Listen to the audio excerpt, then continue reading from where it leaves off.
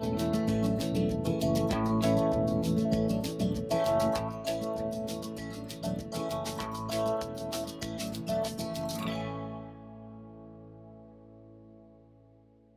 I'm Tom Landon from Blue Ridge PBS and Echo, and I want to welcome you to a very special program produced by our own Sadie Hartzog.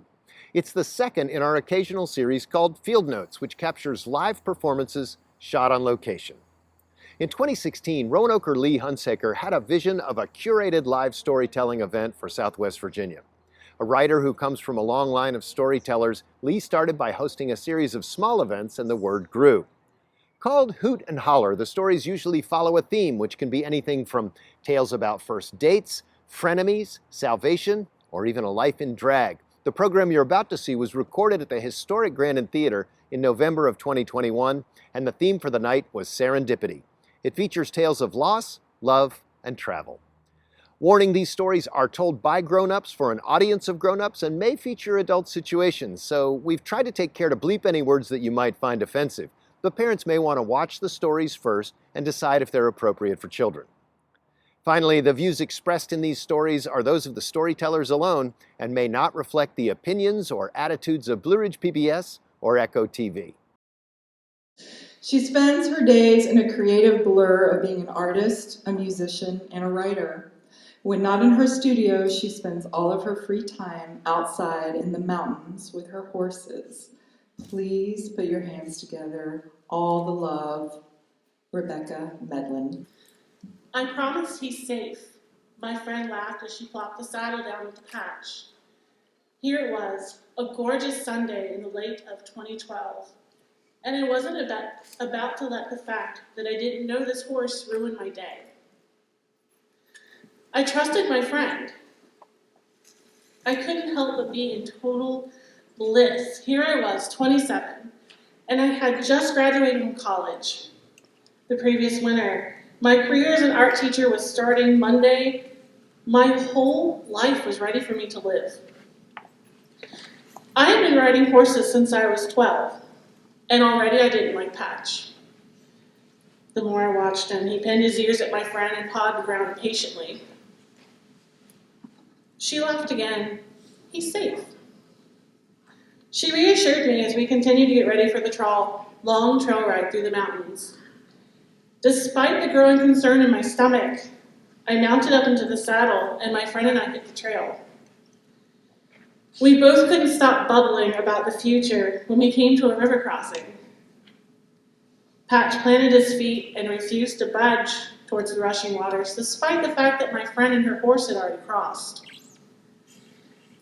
The gelding jigged and threatened to pop up onto his hind legs every time I urged him forward.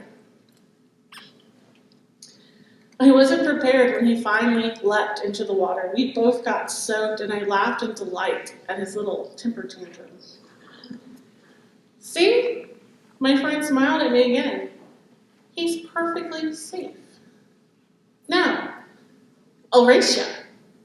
She kicked her mare into a gallop, calling over her shoulder. Last one across the meadow has to clean the barn. Patch bolted after her, unseating me. My foot slipped from the stirrup and I grabbed the reins, trying to pull him up. Fear creeped over me as I realized he had the bit in his teeth. He was blindly flying after my friend. I desperately tried to regain my seat, grabbing at the reins that slipped from my still wet fingers. My hair whipped around my face and the ground blurred under me. All I could picture was my body trampled under Patch's hooves if I fell. In one desperate attempt, I leaned forward, far over the saddle horn, and grabbed the flopping reins. Patch leapt into the air, mad that I was trying to control him. I could see his hind feet fling over his backside with each wild buck. As I was further pushed up his neck as he started to lose control in a wild fit, the reins slipped from my hands again. As I grabbed a fistful of mane, trying to desperately throw my weight back into the saddle.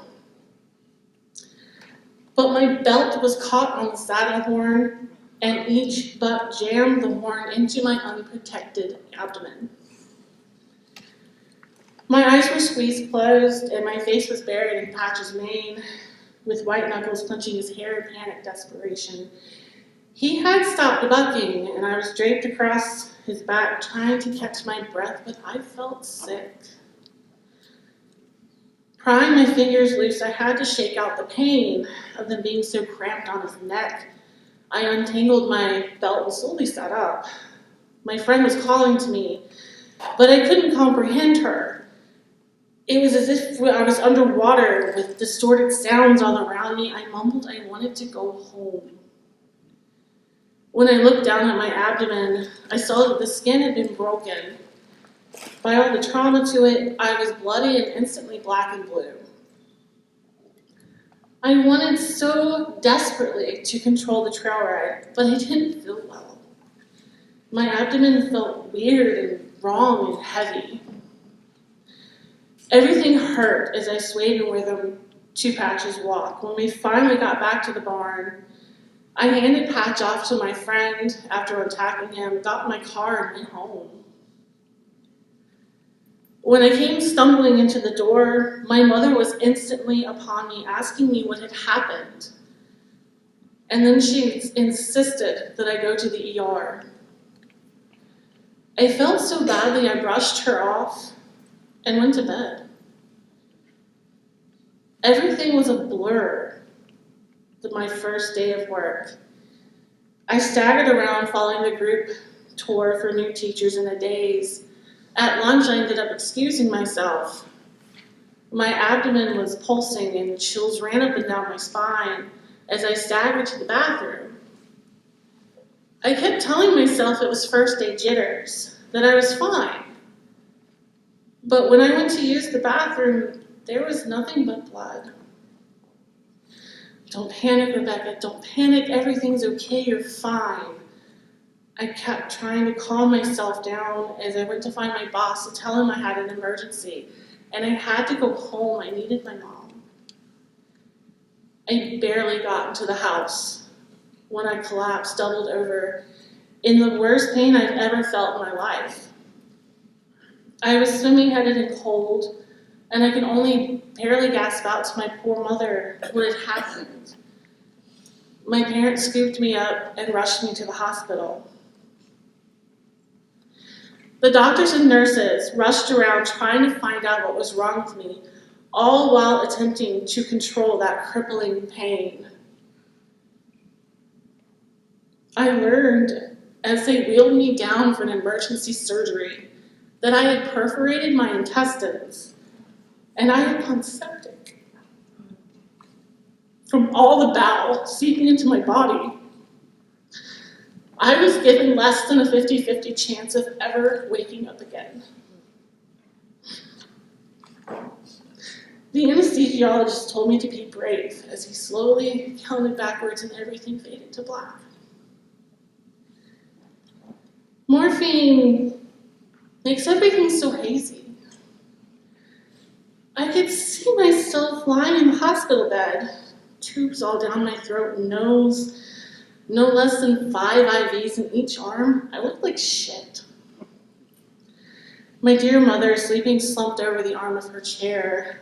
I remember thinking it was an odd dream to be having. I watched the dials and meters as they showed my vitals plummeting. The sudden blare of warning bells on all the machines, and with a jolt, I realized I was watching myself die. There was nothing I could do. Nothing I could scream as a panicked nurse shook my mother awake and a team of people, all rushed in the room, all trying to save me. It was like a bad dream where you were paralyzed and mute and can only experience in a kind of silent horror that something incredibly bad is happening. But the more I watched that horrible scene, the more I felt a tug. And as I looked away, this beautiful golden light came over me. All the fear and panic dissipated. Immediately from me, as I suddenly was filled with such a peaceful sense of warmth and love.